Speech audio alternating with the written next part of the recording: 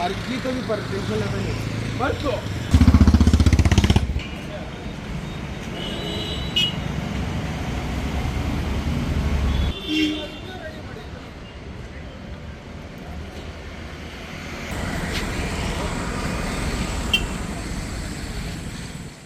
ಚಿಕ್ಕಬಳ್ಳಾಪುರ ತಾಲೂಕಿನ ಕುಡವತಿ ಗ್ರಾಮದ ನಂಜಮ್ಮ ಎಂಬ ಮಹಿಳೆ ಗರ್ಭಕೋಶ ಸಂಬಂಧಿತ ತೊಂದರೆಯಿಂದಾಗಿ ಚಿಕ್ಕಬಳ್ಳಾಪುರ ನಗರದ ಖಾಸಗಿ ಆಸ್ಪತ್ರೆಗೆ ದಾಖಲಾಗಿದ್ದರು. ವೈದ್ಯರು ಹೆಚ್ಚಿನ ಚಿಕಿತ್ಸೆಗಾಗಿ ಬೇರೆ ಆಸ್ಪತ್ರೆಗೆ ರೆಫರ್ ಮಾಡಿದ ಹಿನ್ನೆಲೆ ಕುಟುಂಬಸ್ಥರು ಮಹಿಳೆಯನ್ನ ಮತ್ತೊಂದು ಆಸ್ಪತ್ರೆಗೆ ಕರೆದೊಯ್ಯಲು ವಾಹನ ಸಿದ್ಧಪಡಿಸಿದ್ರು. ಇದೇ ವೇಳೆ ಚಾಲಕ ರೋಗಿಯ ವೈದ್ಯಕೀಯ ದಾಖಲೆಗಳು ಮತ್ತು ಬ್ಯಾಗ್ ತರಲು ಆಸ್ಪತ್ರೆಯ ಒಳಗೆ ಹೋಗಿದ್ದರು. ಆದರೆ ಈ ಸಮಯದಲ್ಲಿ ವಾಹನದಲ್ಲಿ ರೋಗಿ ಇದ್ದರೂ ಸಹ ಟ್ರಾಫಿಕ್ ಪೊಲೀಸರು ವಾಹನಕ್ಕೆ ಬೀಗ ಹಾಕಿ ಸ್ಥಳದಿಂದ ತೆರಳಿರುವುದು ಅಮಾನವೀಯ ನಡೆ ಎಂದು ಕುಟುಂಬಸ್ಥರು ಆಕ್ರೋಶ ವ್ಯಕ್ತಪಡಿಸುತ್ತಿದ್ದಾರೆ. ಸುಮಾರು 4 ಗಂಟೆಗಳ ಕಾಲ ರೋಗಿ ಮತ್ತು ಕುಟುಂಬಸ್ಥರು ವಾಹನದಲ್ಲೇ ಪರದಾಡಬೇಕಾದ ಪರಿಸ್ಥಿತಿ ನಿರ್ಮಾಣವಾಗಿದ್ದು, ಸತತವಾಗಿ ಮನವಿ ಮಾಡಿದ್ರೂ ಟ್ರಾಫಿಕ್ ಸಿಬ್ಬಂದಿ ಸ್ಥಳಕ್ಕೆ ಬಾರದಿರುವುದು ಮತ್ತಷ್ಟು ಆಕ್ರೋಶಕ್ಕೆ ಕಾರಣವಾಗಿದೆ.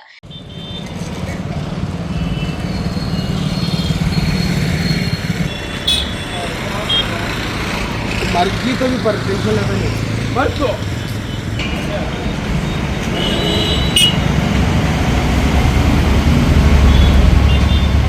ಸುಸ್ತಾಗ್ತೈತೆ. ಇಲ್ಲಿ ಊಟ ಇಲ್ದಿರ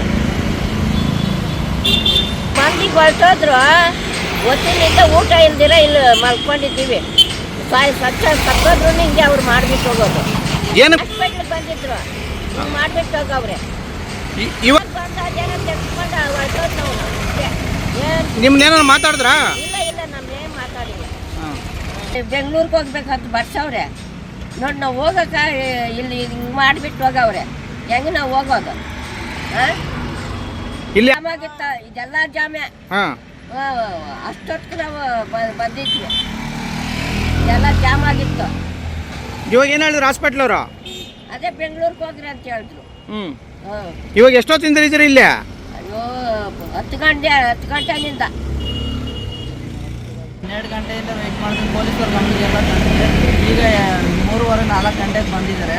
ಬಂದು ಬಿಟ್ಟು ಪೆನಾಲ್ಟಿ ಕಟ್ತೀವಿ ಅಂತ ಕೇಳ್ಕೊಂಡಿರೋ ಹಂಗೆ ಕೇಳ್ಕೊಂಡಿರೋ ಹಂಗೆ ಹೊರಟೋಗ್ತಾ ಇದ್ದಾರೆ. ಏನು ಮಾಡಲೇ ಇಲ್ಲ. ಬಂದರು ತೆಗೆದ್ರು ಹಂಗೆ ಹೊರಟೋದ್ರು. ಪೆನಾಲ್ಟಿ ಕಟ್ತೀವಿ ಅಂದ್ರೂ ಕಟ್ಕೊಂಡಿರೋ ಹಂಗೆ. ಕೊನೆಗೆ ಈ ವಿಷಯವನ್ನ ಜಿಲ್ಲಾ ಪೊಲೀಸ್ ವರಿಷ್ಠಾಧಿಕಾರಿಗಳ ಗಮನಕ್ಕೆ ತಂದ ಬಳಿಕ ಟ್ರಾಫಿಕ್ ಪೊಲೀಸರು ಸ್ಥಳಕ್ಕೆ ಬಂದು ಬೀಗ ತೆಗೆದಿದ್ದಾರೆ.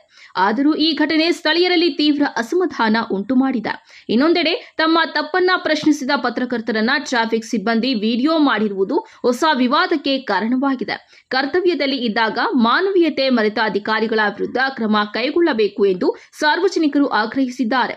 ಒಟ್ನಲ್ಲಿ ರೋಗಿ ಇದ್ದ ವಾಹನಕ್ಕೆ ಬೀಗ ಜಡಿದ ಈ ಘಟನೆ ಚಿಕ್ಕಬಳ್ಳಾಪುರದಲ್ಲಿ ದೊಡ್ಡ ಚರ್ಚೆಗೆ ಕಾರಣವಾಗಿದ್ದು, ಸಂಬಂಧಪಟ್ಟ ಅಧಿಕಾರಿಗಳು ಯಾವ ಕ್ರಮ ಕೈಗೊಳ್ಳುತ್ತಾರೆ ಎಂಬುದನ್ನು ಕಾದು ನೋಡಬೇಕಾಗಿದೆ.